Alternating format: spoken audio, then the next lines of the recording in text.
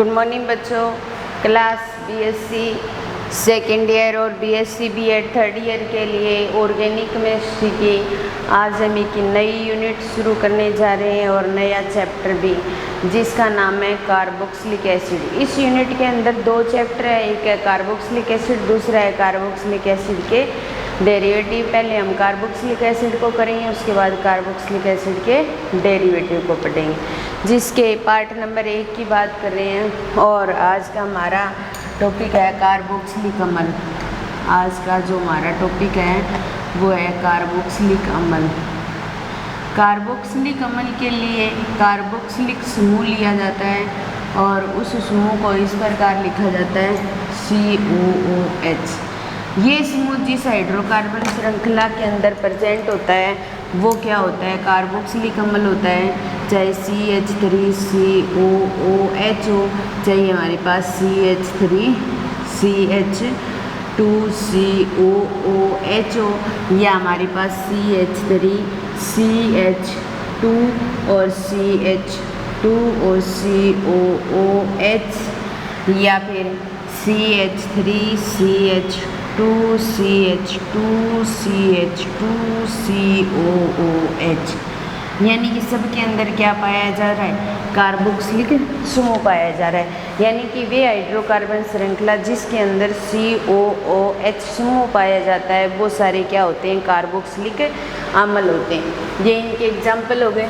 अगर हम नामकरण की बात करेंगे तो इन्हीं एग्जाम्पल के आधार पर हम नामकरण कर सकते हैं। हम नामकरण के लिए क्या करते हैं, नाम के पीछे ओइक एसिड लगाते हैं।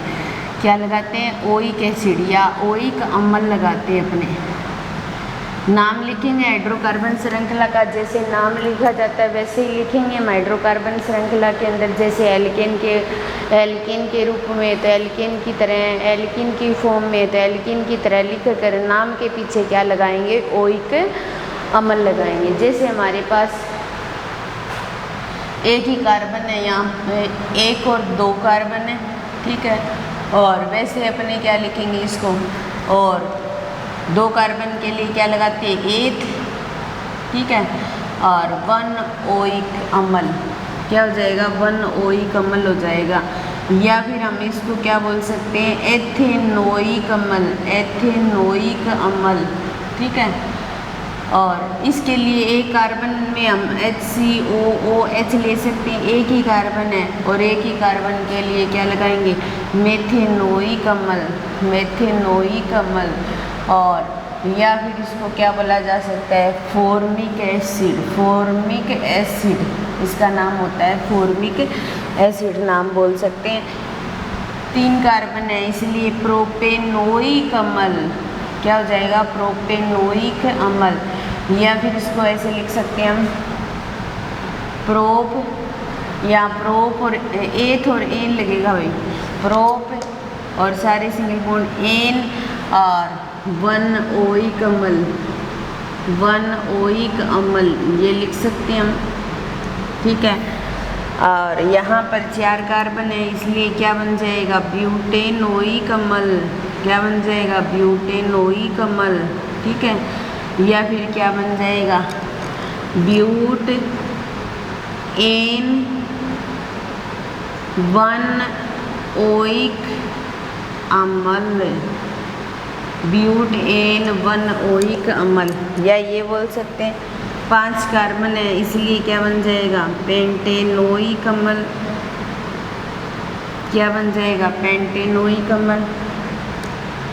और या फिर हम बोल सकते हैं पेंट एन 1 ओइक अम्ल, पेंट एन 1 ओइक अम्ल ये बोल सकते हैं, ठीक है। तो इस तरीके से हमारे पास में अगर एक कार्बन है तो मेथेनोइक अम्ल बोल सकते हैं। या फिर हम बोल सकते हैं फॉर्मिक एसिड, 2 कार्बन है इसलिए एथेनोइक अम्ल या एथेनोइक अम्ल बोल सकते हैं। प्रोपेनोइक अम्ल या प्रोप एन 1 ओइक अम्ल, या ब्यूटेनोइक अम्ल, ब्यूट एन 1 ओइक अम्ल, या पेंटेनोइक अम्ल या पेंट एन 1 ओइक अम्ल। इस तरीके से हम क्या कर सकते हैं, कार्बोक्सिलिक एसिड का नामकरण कर सकते हैं।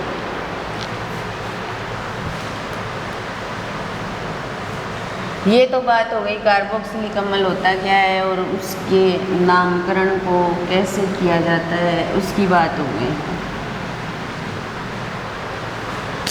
अब हम बात करते हैं कार्बोक्सिलिक अम्ल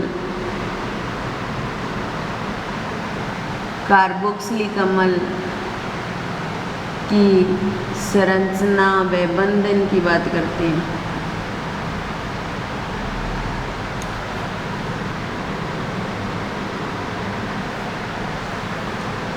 कार्बोक्सिलिक अम्ल की संरचना व बंधन की बात करते हैं। तो कार्बोक्सिलिक अम्ल की संरचना एवं बंधन के लिए अपने क्या करेंगे, कार्बोक्सिलिक एसिड को लेंगे और इसके अंदर जो कार्बोक्सिलिक एसिड लेंगे वो कौन सा लेंगे, फॉर्मिक एसिड लेंगे। यानी कि एक कार्बन वाला कार्बोक्सिलिक एसिड कौन सा होता है, फॉर्मिक एसिड होता है, HCOOH ये होता है।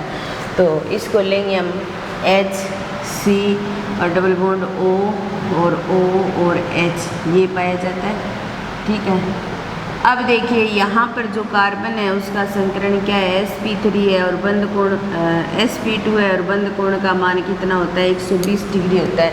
तो कार्बोक्सिलिक एसिड के अंदर क्या होगा, हम संरचना में बंधन के लिए फॉर्मिक अम्ल लेंगे और कार्बन का जो संकरण है वो क्या है, sp2 है, एक समतलीय अणु है और बंध कोण का मान क्या होगा, 120 डिग्री होगा। ठीक है, यहाँ पर कार्बन के साथ दो बंध बने हुए हैं, दोनों ही ऑक्सीजन के साथ बने हुए हैं। एक बंध की लंबाई ज़्यादा होगी, एक बंध की लंबाई क्या होगी, कम होगी। तो C डबल बॉन्ड O की जो कंडीशन होती है वो कार्बोनिल समूह की तरह ही लगती है और ऑक्सीजन जो होता है उसका संकरण sp3 होता है। ऑक्सीजन का जो संकरण है वो क्या है, sp3 है। तो यहाँ C डबल बॉन्ड O की कंडीशन जो है वो हमें कैसी लगती है, कार्बोनिल समूह की तरह लगती है, जैसे एल्डिहाइड और कीटोन में होता है। लेकिन वैसे उसकी तरह यहाँ कंडीशन नहीं होती, क्योंकि एल्डिहाइड के अंदर क्या होता है, R C double bond O और H ये कंडीशन होती है। ये इलेक्ट्रॉन अगर यहाँ चले जाएंगे तो इस पे पॉजिटिव आएगा, इसको कोई इलेक्ट्रॉन देने वाला नहीं है, इसको कोई इलेक्ट्रॉन देने वाला नहीं है। इसलिए यहाँ पर इसकी क्रियाशीलता जो होती है वो अधिक होगी, क्रियाशीलता जो होगी वो अधिक होगी। ठीक है, और इलेक्ट्रॉन्स नहीं की तरह व्यवहार करेगा तो वो भी प्रबल होगा, ये प्रबल इलेक्ट्रॉन्स नहीं की भांति व्यवहार करेगा। लेकिन अगर हम कार्बोक्सिलिक एसिड की बात करें तो कार्बोक्सिलिक एसिड के अंदर क्या होता है, ये इलेक्ट्रॉन अगर यहाँ ट्रांसफर होते हैं तो ये कुछ अनुनादी स्ट्रक्चर भी शो करता है। ये कार्बन और इस ऑक्सीजन पर तो नेगेटिव चार्ज आ जाएगा और इस कार्बन पर क्या आ जाएगा, पॉजिटिव चार्ज और O और H। अब देखिए हमारे पास यहाँ क्या था, एल्डिहाइड था, ये एल्डिहाइड है।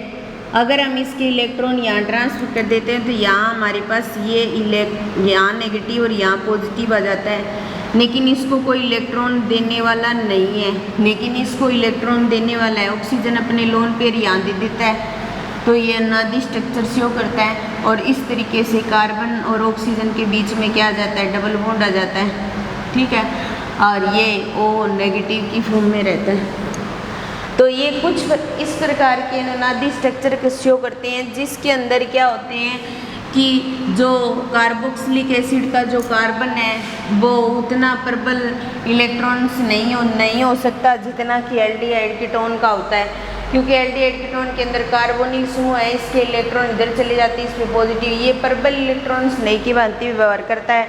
आने वाले नाभिक स्नेही को जल्दी से जोड़ने की कोशिश करेगा, क्या करेगा भाई, जल्दी से जोड़ने की कोशिश करेगा। लेकिन कार्बोक्सिलिक एसिड का जो ऑक्सीजन है, कार्बोनिल समूह, कार्बन से जुड़ा हुआ, डबल बॉन्ड से जुड़ा हुआ जो ऑक्सीजन है, अगर वो इलेक्ट्रॉन लेकर जाता है तो कार्बन पर क्या आता है, पॉजिटिव चार्ज आता है। लेकिन कार्बन प्रबल इलेक्ट्रॉन्स नहीं की भांति व्यवहार नहीं करता, जैसे ही उसे इलेक्ट्रॉन की जरूरत पड़ती है उसकी दूसरी साइड प्रेजेंट OH समूह के अंदर प्रेजेंट जो ऑक्सीजन है वो अपने लोन पेयर उस कार्बन को दे देता है, और कार्बन को जैसे ही इलेक्ट्रॉन देता है वो कार्बन प्रबल इलेक्ट्रॉन से नहीं की भांति व्यवहार नहीं करता। इसी कारण कार्बोक्सिलिक समूह का जो कार्बन होता है वो एल्डिहाइड और कीटोन की तुलना में कम क्रियाशील होता है और एल्डिहाइड कीटोन का जो कार्बन है वो ज़्यादा क्रियाशील होता है, प्रबल इलेक्ट्रॉन स्नेही की भांति व्यवहार करता है, जल्दी से अपने साथ नाभिक स्नेही को जोड़ सकता है। लेकिन कार्बोक्सिलिक समूह का जो कार्बन है वो जल्दी से नाभिक स्नेही को अपने साथ नहीं जोड़ सकता। रेयर कंडीशन में ही रिएक्शन शो की जा सकती है, वैसे नहीं करेगा। तो ये कुछ अनुनादी स्ट्रक्चर हैं। फॉर्मिक एसिड लिया हमने, कार्बोक्सिलिक अम्ल की संरचना और बंधन की बात की। अब हम बात करते हैं कार्बोक्सिलिक अम्ल के बनाने की विधियाँ। अब हम कार्बोक्सिलिक अम्ल के बनाने की विधियाँ करेंगे कि कार्बोक्सिलिक एसिड को कैसे कैसे बनाया जा सकता है।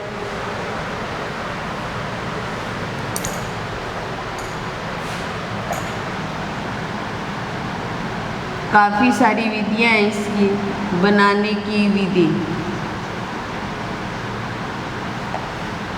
कार्बोक्सिलिक एसिड को कई प्रकार से बनाया जा सकता है। एल्डिहाइड कीटोन से बना सकते हैं हम, या फिर एल्किल बेंजीन से बना सकते हैं हम, या प्राथमिक एल्कोहल व एल्डिहाइड से बना सकते हैं, एल्किनों से बना सकते हैं। तो पहला पॉइंट जो आता है वो आता है एल्किनों के ऑक्सीकरण से।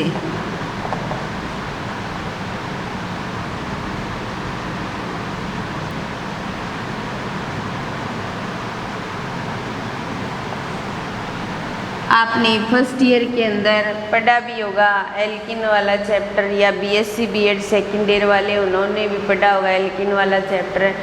एल्किन का हम ऑक्सीकरण करवाते हैं, कई प्रकार से करवाते हैं। अगर हम उसका हाइड्रोक्सिलीकरण करवाते हैं तो एल्कोहल बनता है, तो हमने एल्कोहल भी बनाया है एल्किन से।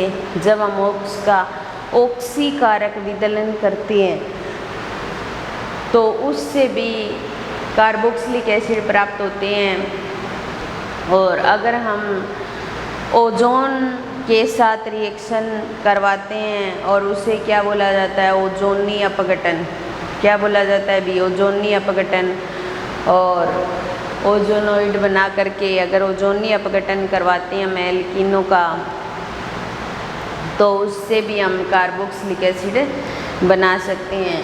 तो सबसे पहले आता है एल्किनों का ऑक्सीकरण। एल्किनों का ऑक्सीकरण करवाएंगे हम, और उसके लिए अपने काम में लेंगे KMnO4।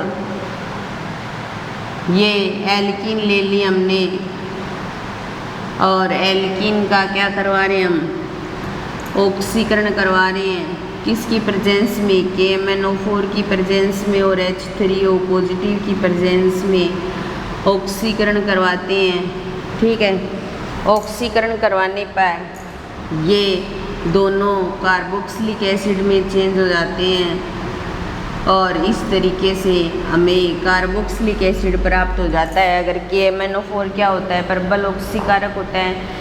KMnO4 को या K2Cr2O7 को काम में लिया जाता है ऑक्सीकरण कराने के लिए। तो यहाँ पर हमने एल्किन को काम में लिया, KMnO4 की उपस्थिति में ऑक्सीकरण करवाया, और ऑक्सीकरण करवा करके हमने क्या प्राप्त किया,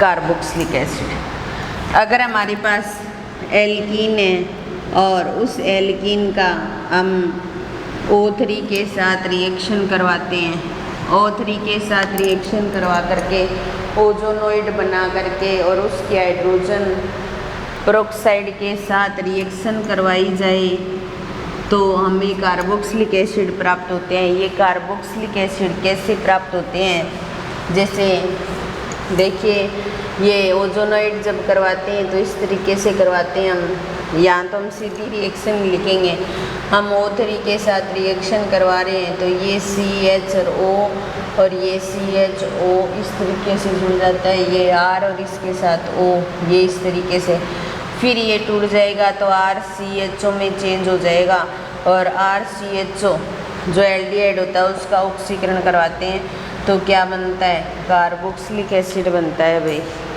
तो ये हमें O3 के साथ अगर रिएक्शन करवाते हैं तो हमें कार्बोक्सिलिक एसिड प्राप्त होता है। क्या प्राप्त होता है, कार्बोक्सिलिक एसिड प्राप्त होता है। तो यहाँ तो हम सीधे रिएक्शन करवाते हैं, ओजोनोइड करवाते हैं। तो इस तरीके से ये क्या है, ओजोनोइड है। यहाँ पर इसको हाइड्रोजन पेरोक्साइड और ZNO की उपस्थिति में तोड़ते हैं तब ये बनता है, और इसका ऑक्सीकरण करवाते हैं तो ये बनता है। इस तरीके से रिएक्शन होती है।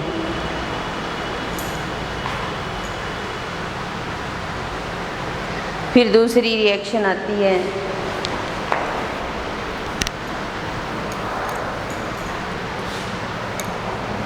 प्राथमिक एल्कोलों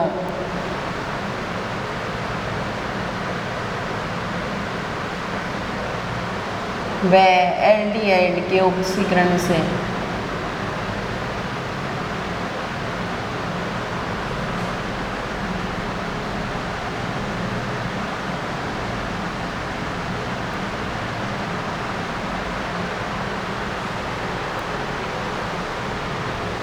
एल्डिहाइड के ऑक्सीकरण से, ठीक है।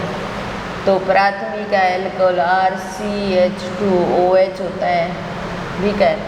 इसका जब ऑक्सीकरण करवाया जाता है तो यहाँ से एक हाइड्रोजन और यहाँ से एक हाइड्रोजन बाहर निकलता है, और ये ऑक्सीजन के साथ H2O की फॉर्म में बाहर निकल जाएगा और ये RCHO में चेंज हो जाएगा।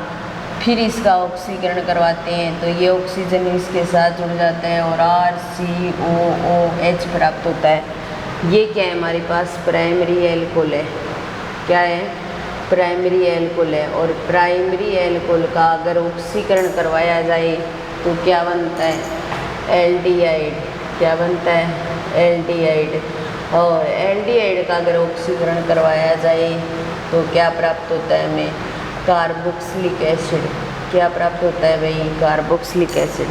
तो इस तरीके से प्राथमिक एल्कोहल का ऑक्सीकरण करवा करके हम एल्डिहाइड बना सकते हैं, और एल्डिहाइड का ऑक्सीकरण करवा करके हम कार्बोक्सिलिक एसिड बना सकते हैं। अब ये ऑक्सीकरण के लिए जो ऑक्सीकारक काम में लिया जाता है वो KMnO4।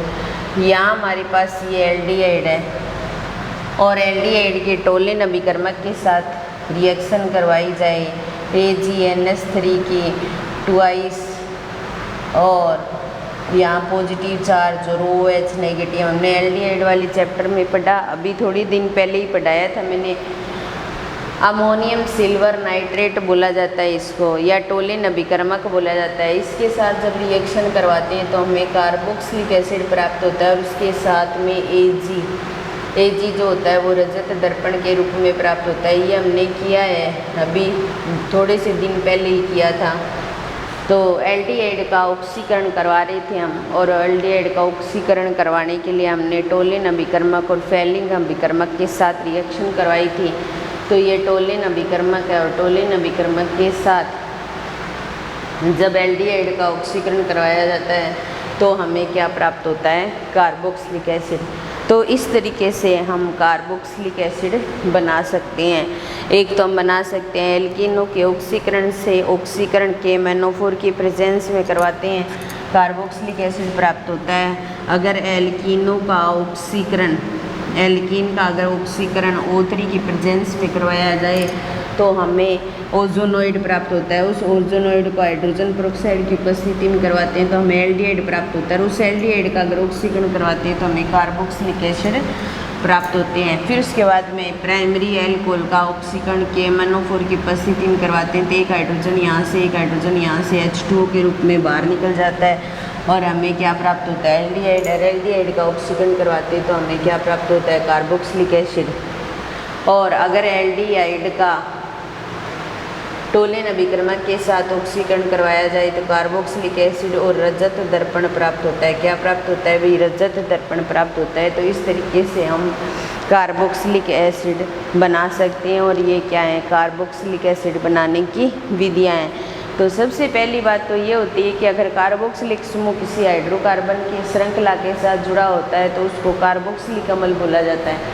तो अगर फिर उसके बाद में कार्बोक्सिलिक अम्ल की संरचना बंधन से संबंधित बात की तो ये एल्डिहाइड और कीटोन से कम क्रियाशील होते हैं, नाभिक स्नायु की परतें। फिर उसके बाद में हमने 2 बनाने की विधियाँ कर ली। आज यहीं करते हैं इस क्लास का समापन, बाकी कल करेंगे। धन्यवाद।